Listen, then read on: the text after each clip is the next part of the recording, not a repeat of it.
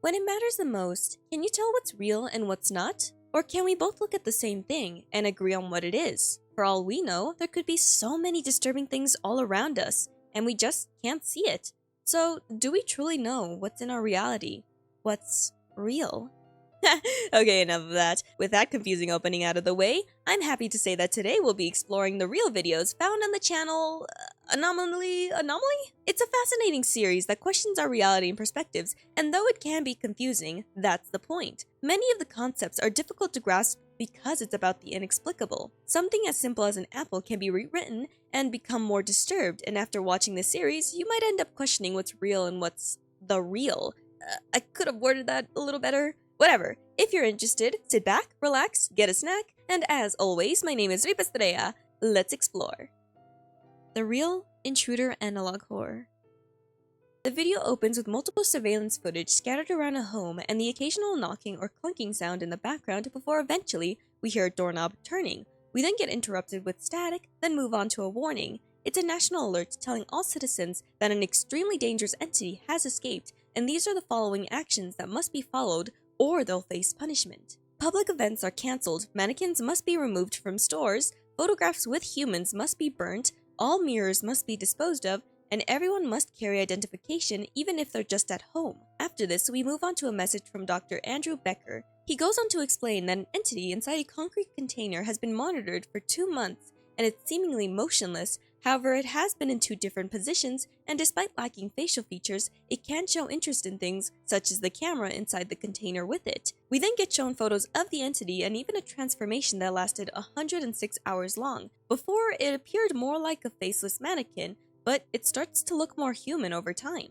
We also get told the entity is silent, however, workers in the laboratory claimed hearing the entity speak to them through the screen. Another interesting piece of information is that the 2 observers watching the entity got hospitalized and are in critical condition, specifically that they have a strange infection or tumor that is rapidly spreading across their face, which is what we see in the photo. After this, we switch away to the discovery of the real. It's a conference with a French speaker named Jacques Lacan, a psychiatrist who's interested in the psyche of the truth of reality. We hear his theories and get told that the real is a structure elusive to the mind, where existence is shaped by parameters that defy understanding, and that man could accidentally create a catastrophic breach if we attempt to access the real. In the real, we learn there are no identities or figures, just horrors and uncertainty. And according to the French speaker, he believes we can access it indirectly through traumatic encounters with the impossible. My first connection to the statement was maybe phobias, because most people fear something and can't fully explain why they're terrified of it. It just makes them respond negatively, and it's usually an uncontrolled feeling which is confusing to them,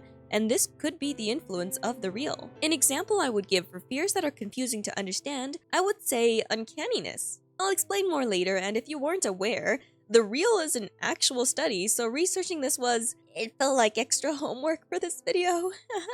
But anyways, after the speech, static and glitches took over the screen and we see familiar camera surveillance. The sound of police sirens could be heard in the background, and after switching through a few cameras and see photographs of random locations in the home, we eventually see a photo of a mysterious figure in the corner of a messy room. We then get a close-up of that figure, and it doesn't look too good. The video ends there, and now I can continue what I was saying when I mentioned uncanniness. As humans, we're not sure why we feel tense when around things that don't look right, but we can assume that through evolution, it was something important to have, since we never shook off that feeling after so many years. And the lack of understanding why we feel the way that we do when facing something that's uncanny, or a phobia we inexplicably have, can be connected to the real, because the real is the unexplained. Additionally, uncanniness and even doppelgangers are some of the top scary things that can provoke anyone, in my opinion, and the fact that the real holds horrors that defy our understanding is, well, unsettling, because it brings out more uncanny things into our reality. And the possibility of it being connected to our fears and trauma is another level of terror,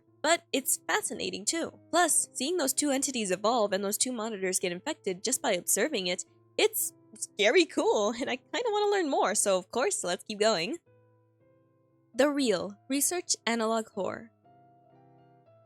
The video we'll be seeing is an instructional video only for qualified personnel with some type of involvement with the entities and phenomenons. Not only that, but the information might lead to tearing apart the fabric of civilization, so it's important to keep this stuff guarded. Now buckle up, it's a lot. First, beginning with tape 1, the tape talks about the everyday reality, which is the existence of the world around us. It's what makes up the universe and the things or events within it. We then get told that reality is a concept that exists beyond our individual perceptions, and that our perceptions can vary from person to person. Also, the French speaker from before returns, and he states that the real isn't simply referring to the physical or the material, but a dimension of existence that is inaccessible and disturbing. The real can't be fully captured by language or be constructed to make sense of its world. The French speaker also goes on to say that everyday reality is meditated by language and symbols we use to represent something. Seeing an illustration of a dog, we can immediately name it and click in our minds what a real dog is, and seeing a symbol of a heart, we can immediately connect it to the feelings of love and the existence of life. However, in the real, it manifests itself through the inexplicable. It doesn't follow the rules like in our reality. It's incomprehensible and traumatic. Not only that, but it's just something we can't fully grasp, and everything that makes sense in our reality, it can be shattered, altered, or disturbed in the real. I hope I explained that correctly because I kind of confused myself a few times. Regardless, we're now moving on to tape 3. What exists in the real? The real can be perceived through senses and manifestations in objects, but our brain's psyche can make things a little weird. What a group of individuals see when it comes to a specific object can vary from person to person. An example given was a wooden cube, which many people can see it, but according to others, they see something different. However, it's still cube-shaped. Objects can also appear differently through the views of certain devices, and we get shown an example with the same cube, but it's no longer a cube. So the real can almost manipulate what is perceived, and the real isn't the same thing for everyone. So what I think is real might not be real in someone else's perspective, I think. I'm not a genius, but I'm trying. Now, stepping away from that for a moment, personnel gets told to always carry a unique identification document, and this is important because it leads us to the next crucial information about the real. The real can appear as people, your friend, a child, or just that random person on the street. Because of this, there's a chance that certain individuals aren't actually real, which is why carrying documents is important. However, that method is only effective 28% of the time. Regardless, it's the best method that they got, and another interesting element we get told is that the real can take dangerous or risky characteristics just to maintain stability, and we see an example of this. And before we get told more, the footage glitches and we transition to the real testing. Properly trained personnel can do these tests, and what is going to be shown is obviously protected and secured material. For the testing, it involves personnel looking at photographs of an entity phenomenon, which is 98% likely to be the real. And for this test, the individuals must follow certain conditions or be captured in a permanent quarantine. The conditions are the following. Windows and doors must be closed from the hours of 5 p.m. to 11 p.m. Do not observe it, and the reason why is because unpredictable effects could occur. Don't have company, specifically another human. The reason why is because the real could transform them to a doppelganger or take their forms. Additionally, another thing to take note of is that if they've been diagnosed with any of the following, including any personality disorders, there's a 45% chance they'll experience panic or paranoid crises. Lastly, if you fail to see anything in the photograph, don't take your eyes off of it. The reason for this is because the real could be in your visual apparatus, which is what allows us to see with our eyes, and it could affect anything in your surroundings. So don't look away until the image gets removed, and this is when you must shut your eyes for 40 seconds. With that, we then switch away to text telling us to look with most care at what's being reflected on the mirror. I'm assuming this is the photograph for the test and we're now participating. I didn't see much, and when we move on to the results, 35% of people also didn't see anything, 21% of people see a chair, 18% unexpectedly hear a voice in their heads, 10% of people see nothing behind the mirror but still feel terror, 9% of people see something similar to the drawing shown on screen, and lastly, 7% who were never seen again?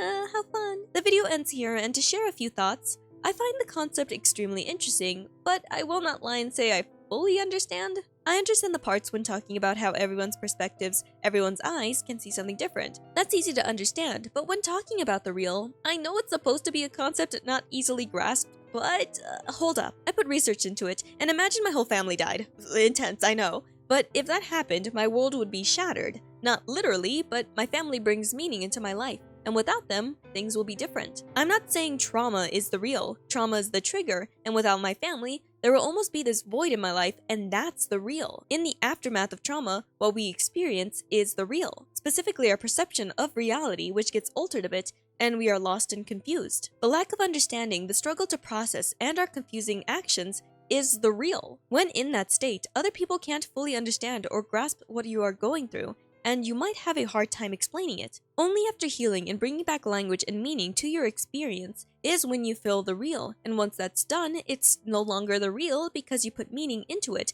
and were able to describe the experience to people. The real is something not meant to be understood, so once you describe the experience, it's no longer the real. If I can't describe it and no one can understand, it's the real. If I can describe it and my experience is understood, it's no longer the real. Another example I could give is this. Imagine reality is a jigsaw puzzle, and when hit with trauma, there's one missing piece. The emptiness makes the picture not fully understood, and that is the real, but once that piece is found and placed in the puzzle, to complete the picture, it's no longer the real because we now understand the image once it's completed. Actually, maybe that explanation isn't the best. Again, it's a confusing concept and I'm trying here. Now let's continue on to the next video before I spiral into madness. The Real, First Contact, Analog Horror. The video opens with tape 5, which is about the white mannequin. The year is also 1989, and it was the most dangerous entity report to date. We then get introduced to Dr. Alexander, who's the head of the Department of Anomalous Reality Investigation Cases, and today's case is case 0014Z21. The case happened in Toronto, 1988, and specifically at a clothing shop in which the workers reported mannequins somehow changing positions and locations, which we see through security footage, and a few weeks after this strange occurrence, 3 deaths were reported. 2 of the store's female workers and a male passerby. Their deaths were captured on camera, and their attacker was this thing with strange arms. It looks pretty brutal, and 3 weeks later the camera captured this, and this resulted in the store closing permanently. Next up in the timeline was half a year later, in which the government stepped in to study the mannequins, and 2 doctors were assigned to the case to learn more about those mannequins. We see photographs of the mannequins, and it was discovered that muscular materials and human-like nerve tissues were found inside, but most of the medical team only saw themselves opening up an ordinary mannequin made up of wood and metal. They could have sworn they found nothing unusual, but according to the photos, clearly there's something. A lot, actually. It's insane to look at. And because of this strange event, more studies went into learning about the entity's nature, as well as other things similar to it. Now moving away from that, we're on tape 6, which is an interview, specifically a transcript, conducted with 3 prisoners facing life imprisonment. These are the 3 men, and their testimonies are the following. One claims they saw something on a table which could have easily attacked them and denied that it was a chair. Another testimony involves seeing hooded figures enter another prisoner's cell, and they disagreed with the fact that the prisoner was dead because they saw them in the morning. The last testimony was of 4 prisoners, and one of them was eating human intestines, which unexpectedly no one batted an eye about. The prisoner giving this testimony isn't sure how the guy got it, but doesn't believe he killed someone to get it. And according to other people, the prisoner that was eating intestines was actually just eating an apple. Static then interrupted the footage, and we switch away from that to a view of a figure in white standing in a hallway. It almost appeared like they have no head, and this is where the video ends. Now obviously, the most unsettling thing about this is how the real can't be seen by everyone, so not everyone will know the true horrors of the world around us. When dissecting the mannequin, only a few of the doctors knew what they were actually looking at, while the rest just thought it was an object. Which makes sense for the real, because the real can't be understood by everyone, so having everyone see something different works. Like with trauma, not everyone's gonna get it. And this leads me to a question. Would you rather be blinded to the dangers in the world, or see it? Let's now proceed on to the next video. The Real Jouissance, Analog Horror.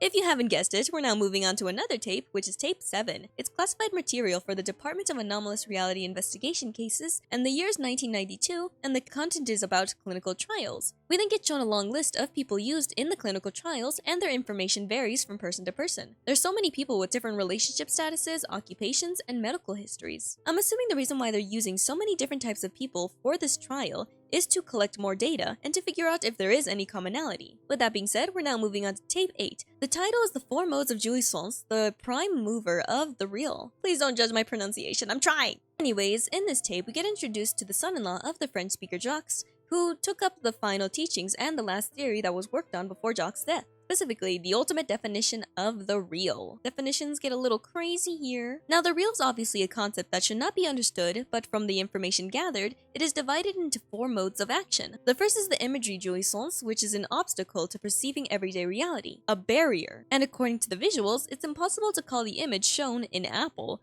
Obviously, what we see is an apple, but in the series, we have to question everything. Now, next up is the significance of jouissance. The apple appears again, but it's clearly different. As for the explanation, it says that the outer appearance of something can be rewritten and reality takes on visual characteristics, basically changing the apple's original nature to become something else. There are some similarities, but it's becoming more apparent that it's not an apple. Now the third mode is the impossible jouissance. At this point, the apple doesn't even look like an apple. When this stage occurs, it basically breaks logic, in which the real emerges violently and usually after trauma. And when I say it emerges violently, it can either be physical or psychic. A pretty dangerous stage, but remember there's a fourth mode, which is the fragmented jouissance. For this, we see the image of the apple again, but any semblance of it being an apple is gone, so at this point, it's much harder to call it an apple, even though apparently it was already impossible to call it that to begin with. At this stage, it's nonsensical. It represents a hole or a breach in everyday reality. From what I gathered, once trauma occurs, there's a break in reality, which is the breach needed for the real to appear and to even manifest itself on objects that we assume are regular objects, but certain people can tell it's not, which, leads to confusion and the lack of understanding from everyone. I'm trying my best to dumb down smart people's explanations, but they use big words. I'm dyslexic, please. Anyways, moving on, there was a lot of static that took over the screen until eventually we were shown tape 9.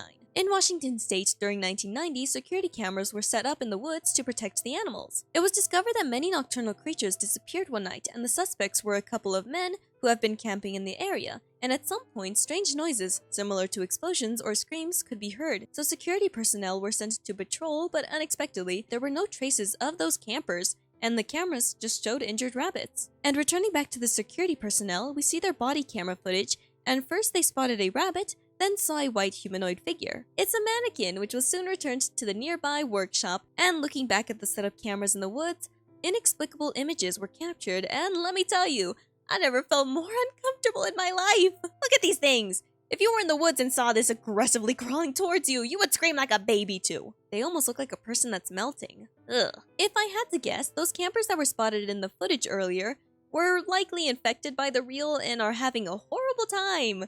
Woo! And that mannequin unsettles me because it has to be what is responsible for their infection, and the fact that this is a few years later after the white mannequin incident makes me wonder how many mannequins got away from being studied and dissected. Ew. Speaking of which, the 4 stages we've just learned about actually clues us in on what happened in the white mannequin incident. At first, the mannequin was normal until it started moving around, and once it hit stage 3, that's what provoked it to attack the 2 workers and passerby, because during stage 3 is when the real emerges violently, and this event ended up killing people. So this explains the attack, and if it was caught earlier, maybe it could have been prevented or contained, but sadly no one knew, and honestly, around the area of the store, there might be more infected objects because 3 deaths, that seems like a pretty big traumatic event.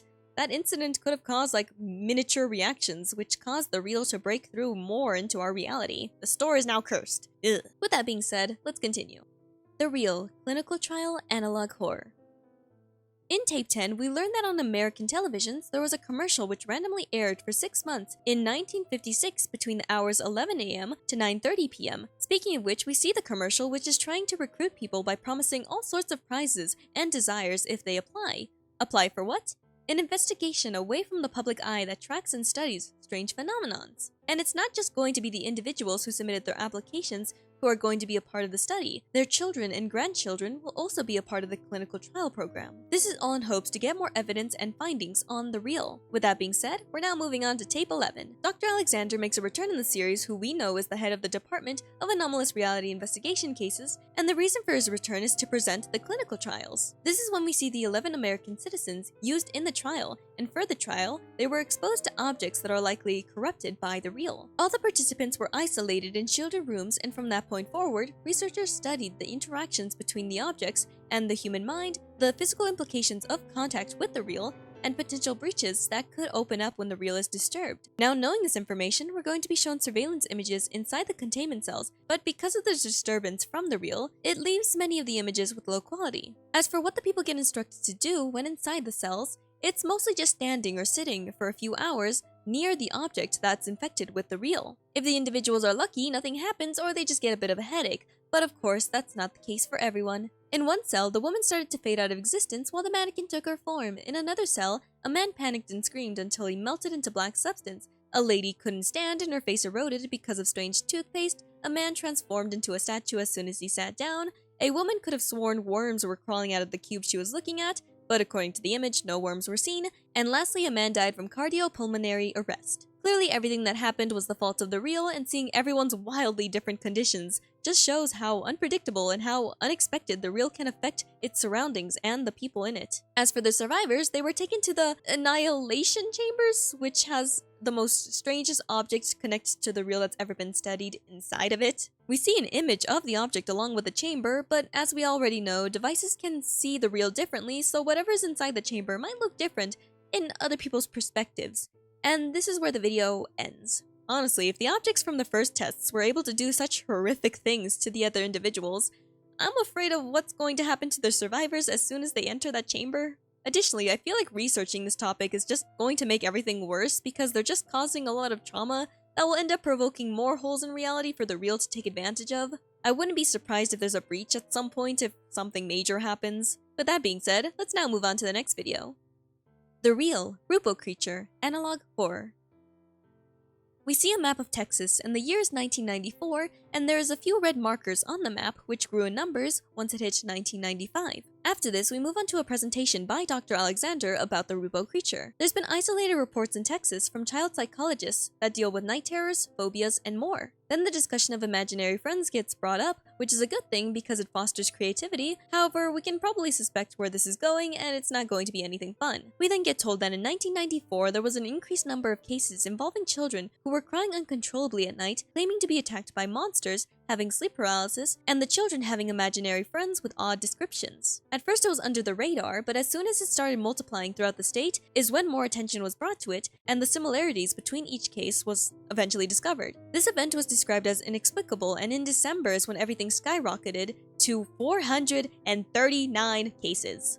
Getting told this fact, we then get a description of the imaginary friend that all these kids seem to be seeing. A tall, dark-colored entity that resembles garbage bags with bright red eyes that also lack hands, makes unusual noises, and they all name the creature Rupo. Many of the kids are scared of it, and for some reason, Rupo seems to have an obsession with looking outside the window. Speaking of Rupo, we get shown a photo of Rupo, but it just looks like regular trash bags. Of course, we can confidently guess that this is the real, which is infecting these bags, and the children are unlucky enough to see it. With that, we move on to the examinations from the Fort Worth Neuroimaging Center. In the center during 1995, a group of children were selected for examination, and the results found abnormally high activity in their occipital lobe, which is the part of the brain that accesses visual information. Anomalies were also found in the children's cranium and huge tumors. It's like something is growing within their cranial cavity, and when Rupo is remembered, the hallucinative brain activity is dangerously higher. I don't have to tell you this is something bad because clearly it is. And now it's time to capture Rupo before things get worse. Multiple houses were put under strict control and investigation teams were placed in these homes to document any findings on the entity. Shockingly enough, photographs were captured of Rupo, which we can clearly see is not just a garbage bag, and despite what the weather was like, the temperature drops drastically when the cameras are pointed outside,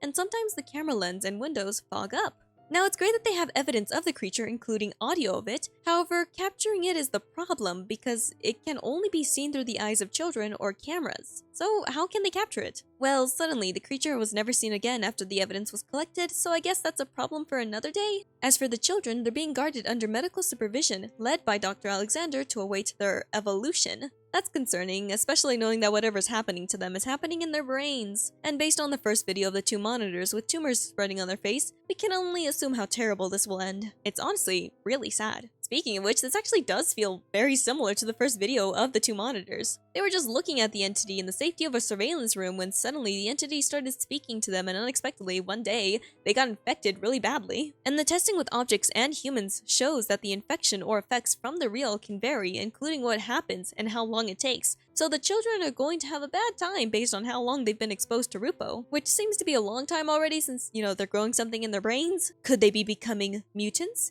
Half human? Half what the real is doing to them? They're children who are still developing, so who knows how different this will affect them compared to adults. It could be a whole different ballpark, and the real can be unpredictable, so anything is possible. You know how when you're a child, you have very little memories of when you're like a toddler? That could be instances of the real, so yeah, anything could happen to these children. That's unsettling. Unless it gives them superpowers, then that's cool. Let's just move on to the final video. The Real Caracas Seminar Analog Horror.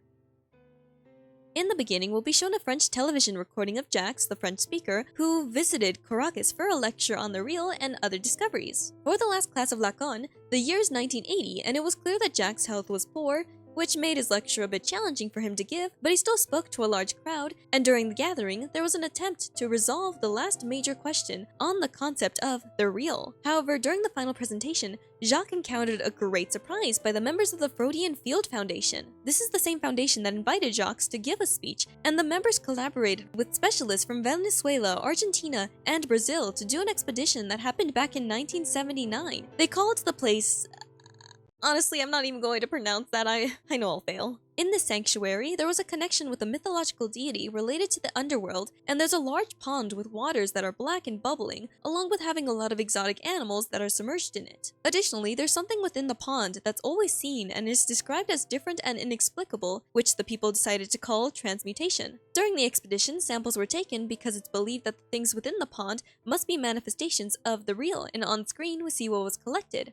This is important because the findings were shown to Dr. Jacques at the closing of the conference, which was then presented in the main hall. The samples were in large metal boxes, and shockingly enough, over time, forms of life were growing inside, which Dr. Jacques noted, while another person noticed that the water turned silver with small pebbles floating inside. Obviously, showing these samples wasn't originally planned for the ending of the conference. Instead, Dr. Jacques was meant to talk about the French group called Starfilla, which Miller, the person compiling all these works, considered adding in the printed seminar, but the group didn't give him the rights, so moving on from that, it turns out the transcript of Jack's final speech was confiscated due to Dr. Alexander's command, and it's protected in a deposit box. Lucky for us, we get shown that transcript, which Jack states how astonished she feels about these findings. He then goes on to say how everyone sees something different when peeking inside the containers, and this is proof of the real. Imagery and language makes our reality stable and comprehensible, and because of this discovery, it's almost like a break in reality, because not everyone can see the same thing.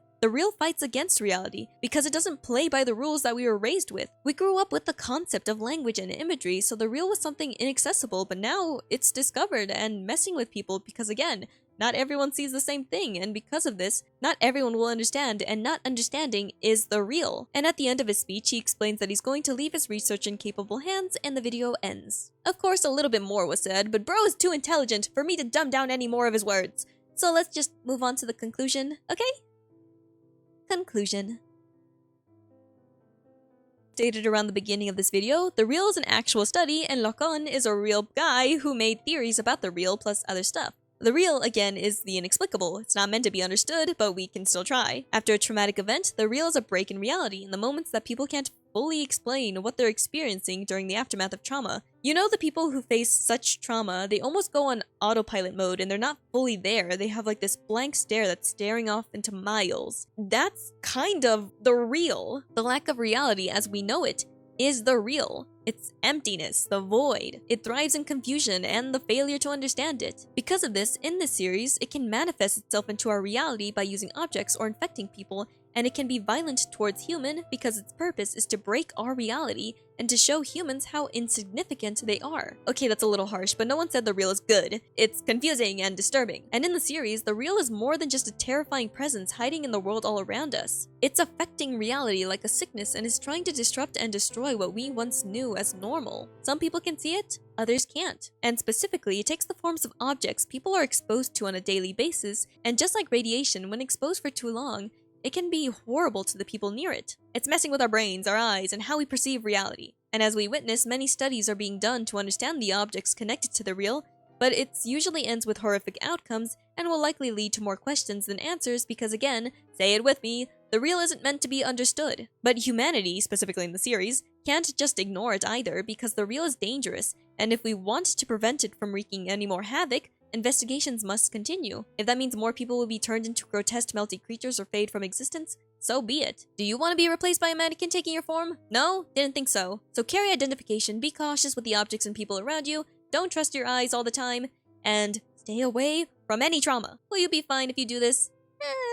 In conclusion, the real is just the lack of having a description. You can try to put meaning into the inexplicable, but once you do, it's no longer the real. The real is a part of our world that we just can't fully grasp. And when we're children, that's the closest we are to the real. Those moments where we lack memory and we're just existing. That's the real. Kind of? Ooh, explaining this is hurting my head. With that, this is season 1 of the Real Analog Horror series. You heard me right. Season 1, meaning there's a second season. If you like this video, maybe later on in the future I'll cover the series. Honestly, I'll probably make a video on it regardless because I actually really enjoyed this series. It's a cool concept even if it confused me a lot, and I'm still not confident with how I described the reel. But hey, I hope you at least kind of get the gist of what I'm trying to explain. With that, as always, my name is Ripastrella. Don't forget to like, subscribe, do that funny little notification thing, maybe leave a comment, here's my Twitter, and I better not catch you dying on me. Goodbye!